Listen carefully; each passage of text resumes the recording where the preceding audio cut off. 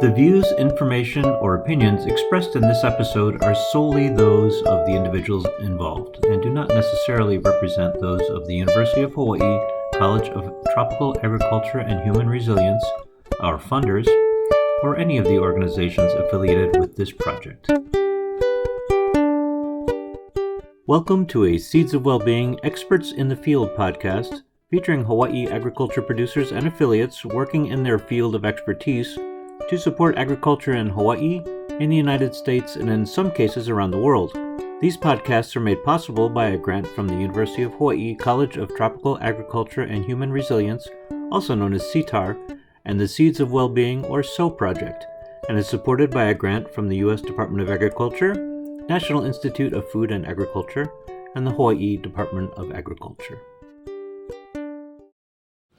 Now, one of the things I know is that when people are in conflict, they are anticipating that they're this far apart and with no common ground. So my role as the facilitator, because this is facilitation training that I'm giving you, my role as the facilitator is to create the process structure that enables them to be able to hear each other. Because so I have to create safety in terms of their relationship. Because when they are able to hear each other, what they will realize is they are in that room together because they have lots of commonality. So I give them prompts as a facilitator. I manage the conversation so that they begin to see they're not at different ends, but in fact, on a continuum, they're actually quite close.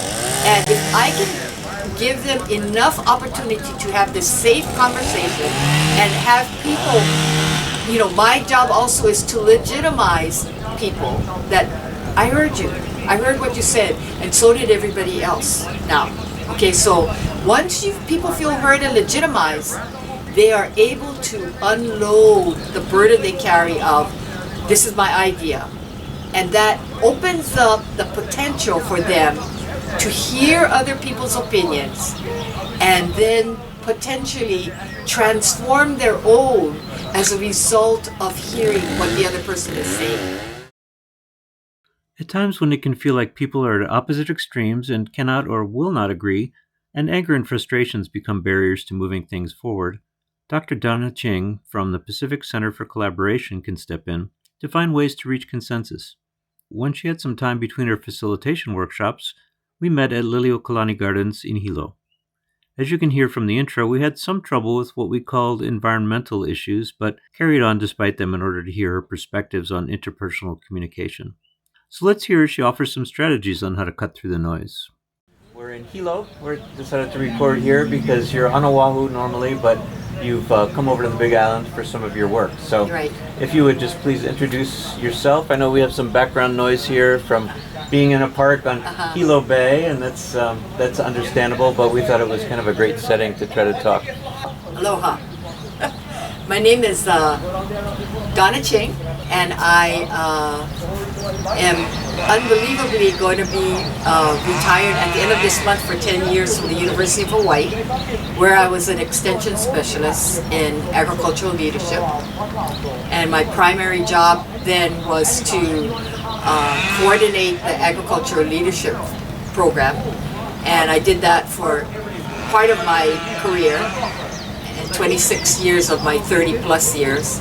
And I also was a person who did a lot of workshops in the community in terms of leadership, as well as I'm really known for facilitation training and using facilitation to do strategic planning.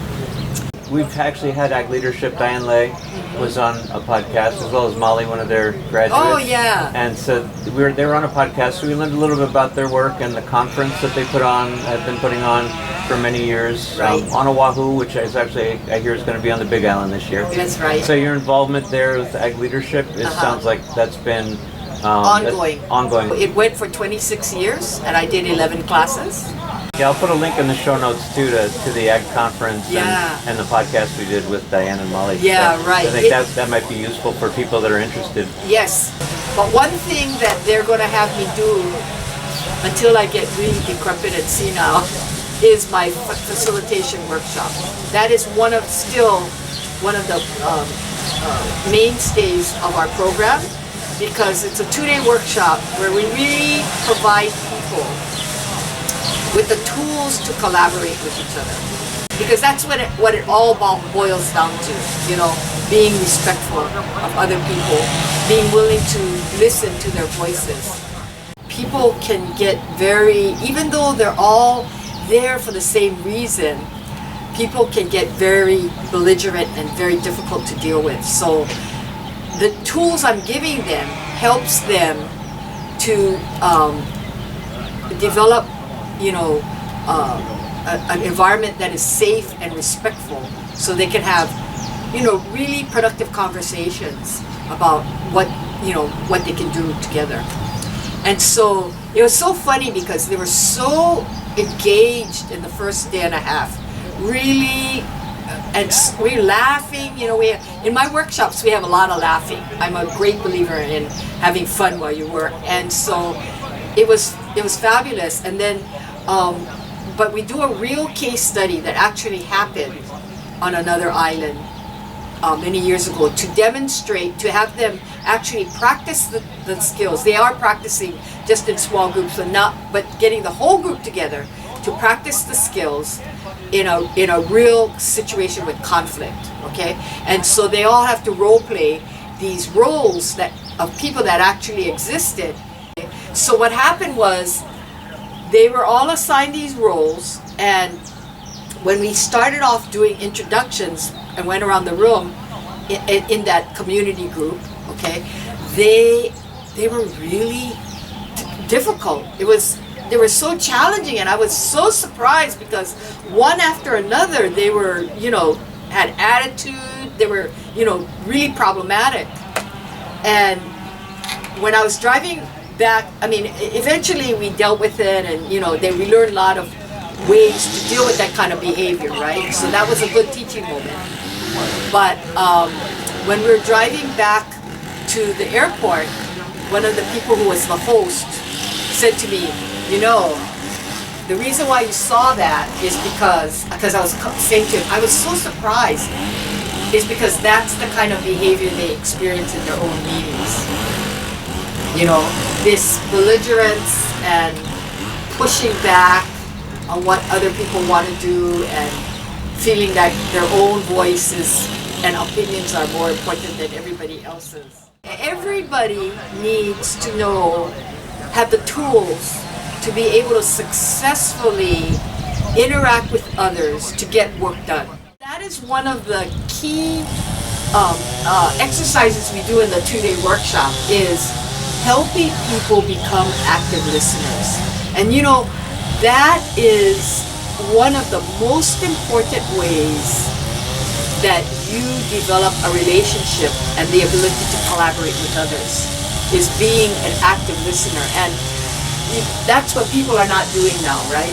Especially not listening to people who have different opinions from their own. But what I show in that workshop is how hard it is to be an active listener. But even more than that, taking that next step to really open your mind up by saying, well, how would my opinion change if what this person is saying is true? So it was at this point in our conversation that it became impossible for me to be an active listener because the noise levels in the park had become so extreme. So we decided to find another place in the park to settle in and talk some more. So we moved over here closer to the bay. Okay. And hopefully this is a little bit better. So, all right. As you were saying, Ted, why don't you... Okay. There were some important points that you were trying to make. I didn't want the weed whacker to overwhelm. One of the things is that my father was in the legislature for 20 years, I told you, from 59 to 79, when we became a state till 79. And a lot of the legislators who went to law school or went to had professional training, came back and felt a calling to serve their community, and so they ran for office and were part of the legislature. one of the things that happen is that these people were there not to make money but to be of service, and so there was a really a real critical mass of core values that they shared, and they changed Hawaii. You know, we were a very progressive state in the beginning. I mean, you know, we were one of the first states to ban abortion, for instance. You know, our Constitution, if you look at it, is very progressive. So, you know, we had really, our roots are grounded in being, and, you know, we really pretty much have universal health care, you know, and so all of these things, taking care of the community, we in Hawaii understand that. And I think maybe the legislature sometimes has lost track of that grounding. Well, for one thing, it's not made up of these people who have strong professional background. My father never felt that it was really important not to have a full-time legislature, because he really felt there was real importance in people going out and working and living with their constituents to know, you know, what were the conditions they were living under. So now we have a lot of people who that's their full-time job, and it's not meant to be their full-time job. Anyway, Yes. so I wanted to bring that up, okay? But the second thing, when you talk about social media, I think that has a tremendous impact on how we treat each other. And, you know, there's great value in the internet, but social media is questionable, I think, and especially for children. But what I think is the thing that is most disturbing is the ability to distribute misinformation and really and do it purposely, not necessarily just because you just heard something that was wrong, but because you want to influence what is happening in the country. Right. That is awful. But the other worst thing is we have always had extremists in our country, always, you know. And what happened though is, you know, people at the ends of our bell-shaped curve, and but you know, they were kind of on their own. You know, they didn't know other people, I mean, you know, who were like them. But the internet enabled them to gather together and now become a critical mass of people who really can do great damage to our country.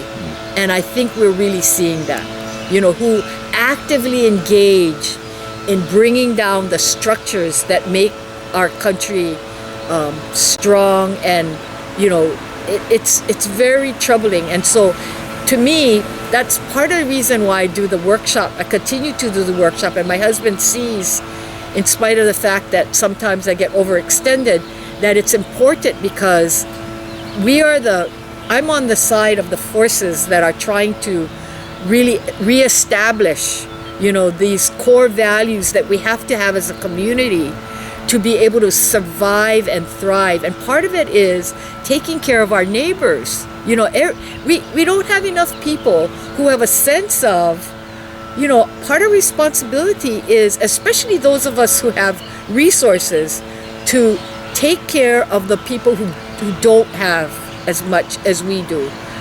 It's just, to me, pretty appalling, actually. And so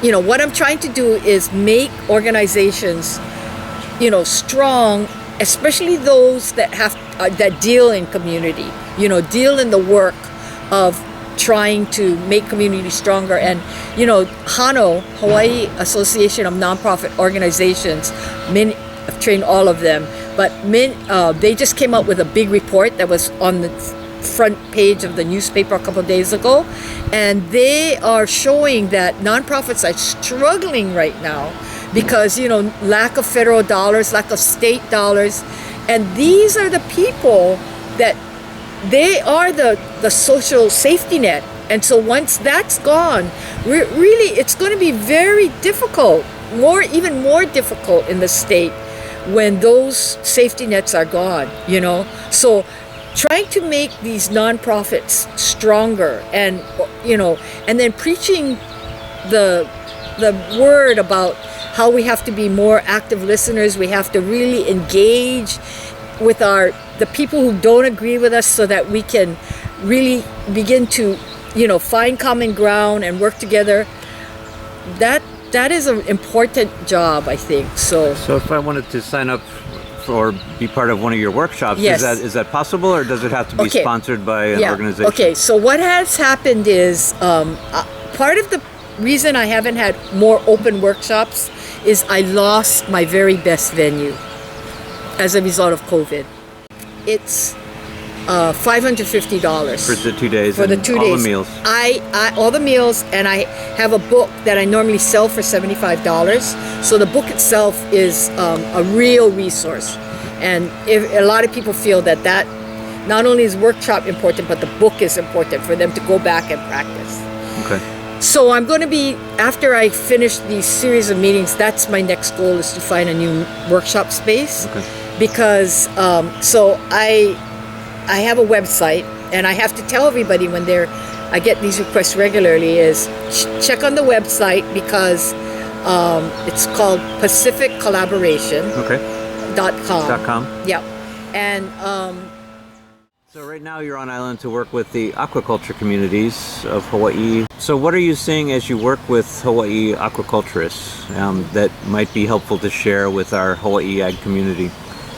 And maybe along the lines of, you know, you're talking about bringing people together and helping folks have empathy, or at least sympathy for other perspectives. And in my mind, I saw like a Venn diagram with two circles that you try to push closer and closer together to have more overlap. Yeah, right. So they have more overlap. And yeah. So what are you seeing related to your work with Hawaii aquaculturists? Well, I think it is it's very admirable that they decided that the top-down approach to rules and regulations doesn't work. It makes a lot of people unhappy. So the idea of doing it from the bottom up, having the community create initially the rules, and having them then go through a policy review stage and before they get implemented, it's very admirable. But it's very difficult. You know, when I got trained in conflict resolution, for instance, okay, we talked about the 3 C's, and the first C was consensus. And back then, this was back in college, I didn't know what that meant. I had to go and look in the dictionary, and it said unanimity, and we never used that word. The big C that we used all the time, and what made America great, was compromise, right? And that is when people come together and they really try to listen to each other, and then they accommodate one another. And that's what Benjamin Franklin said in one of his famous quotes. You know, it's about accommodation to one another. Because have always been a country of great diversity, okay? And the last C is compartmentalization, where, you know, you can't have a relationship based on compartmentalization, but it's when you compartmentalize the things you don't agree on and never talk about it. Okay, so consensus, okay? And so people now use it all the time. We're going to do consensus decision making, and they don't realize that in the truest sense, consensus does mean unanimity. It's a higher standard than compromise. And it can happen, but it takes tremendous amount of time normally, and a real willingness on both sides to really listen and accommodate one another. And most people just don't have that kind of commitment. So what happens then is, what we see in the community when they say consensus is that it becomes then defined as majority rules. That's what happens. But the people who really know what it means, some of them go into situations and they think, oh, people are committed to work toward a consensus outcome, and they're not, and they get disappointed, okay? So I call it what it is. In my workshop, I am always working toward an agreement everyone can live with and support. That's what my goal is. But I always have a fallback position. And the group decides what that is. 75% agreement, 66 and 2/3.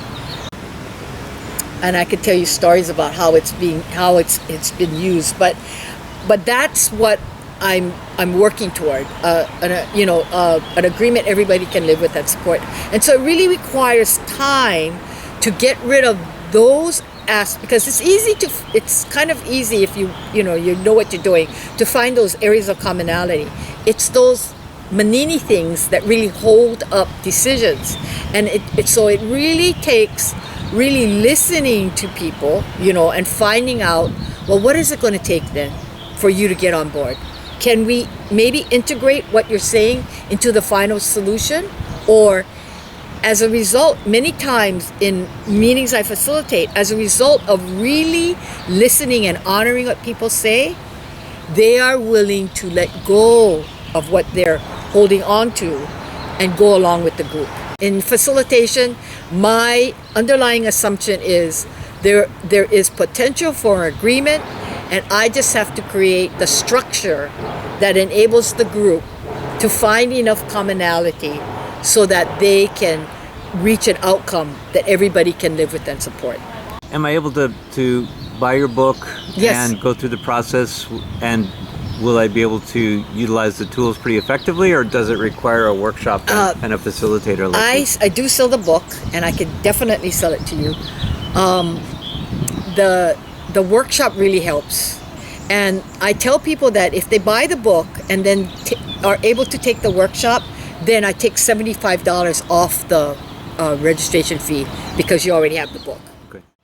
This book that I wrote is a compilation of all that I've learned in my work, my life work. Okay, so it's that. So it's there's all the best tools, everything that I found that helped me to be successful. It used to be a 3-ring binder, and I kept changing the things as I learned new things.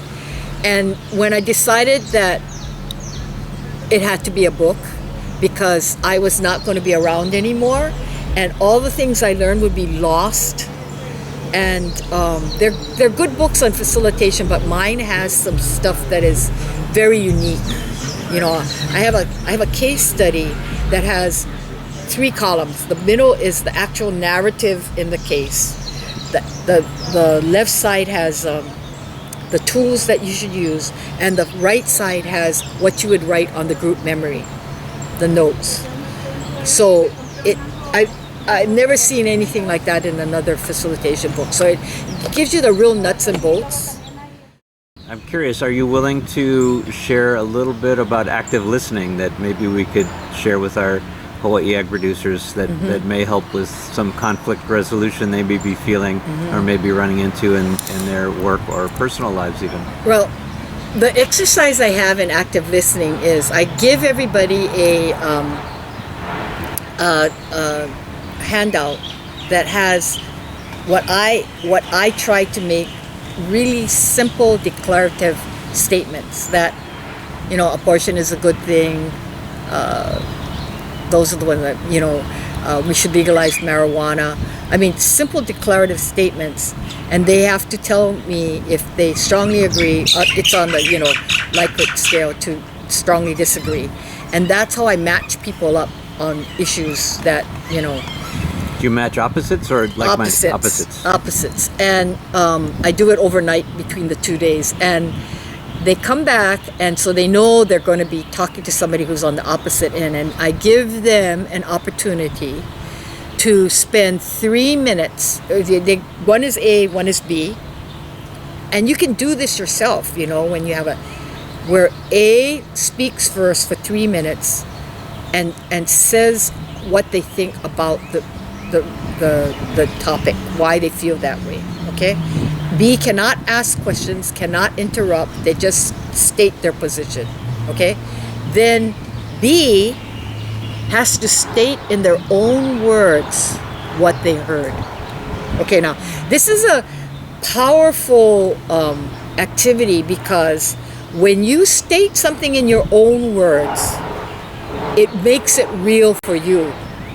And also, by doing that, it opens up the potential for you to actually then really hear what the other person said, and sets the stage for a potential transformation of your opinion.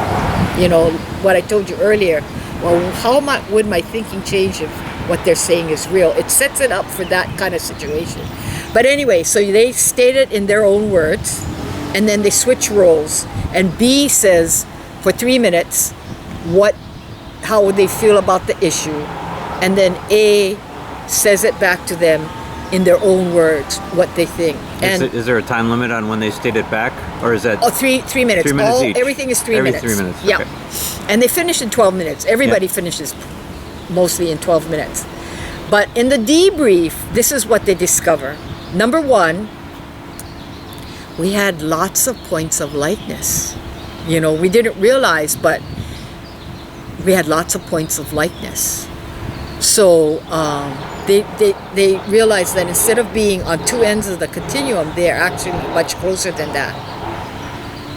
Every single time I do this exercise, there is a dyad or two that are actually on the same end of the continuum, because they read the question differently. Now, I try very hard to make the sentences without simple declarative statements so that you can't misread it. But it really helps them realize that everything can be misread. Everything that you hear or read can be misinterpreted or interpreted a different way from somebody else. And that's an important lesson to learn. The other thing is, they discover how hard it is to listen that way. I mean, we never listened that way. I had a communication handout from way long ago, and it says that, you know, in a day, you really hear half of what is around you. You acknowledge half of that, and you actually remember half of that.